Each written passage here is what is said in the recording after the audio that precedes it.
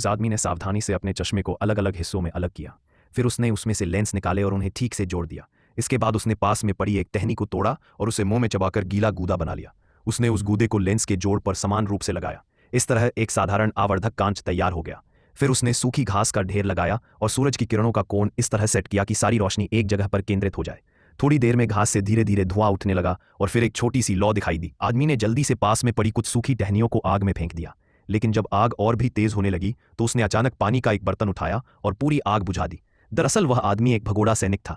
उसे बिना ज्यादा सामान के एक सुनसान जगह पर मरने के लिए छोड़ दिया गया था, लेकिन उसने हार मानने से इनकार कर दिया। उसने तापीय प्रसार के सिद्धांत का उपयोग करके, जो कि गर्मी और ठंड का प्रसार है, लोहे की खूंटी को धरती में गड़े धन से निकालने का विचार किया। वह पूरी ताकत से खींचता रहा, लेकिन खूंटी हिली ही नहीं। जब वह पूरी तरह थक गया और निराश हो गया, तब उसे एक और तरकीब सूझी। उसने सावधानी से गोली की डिब्बी खोली और उसमें भरा बारूद एक खाली डिब्बे में जमा करना शुरू किया। जब पर्याप्त बारूद इकट्ठा हो गया तो उसने अपने हाथ से जमीन में एक छोटा सा छेद खोदा, उसमें बारूद डाला, ऊपर सूखी घास का ढेर रखकर आग लगा दी।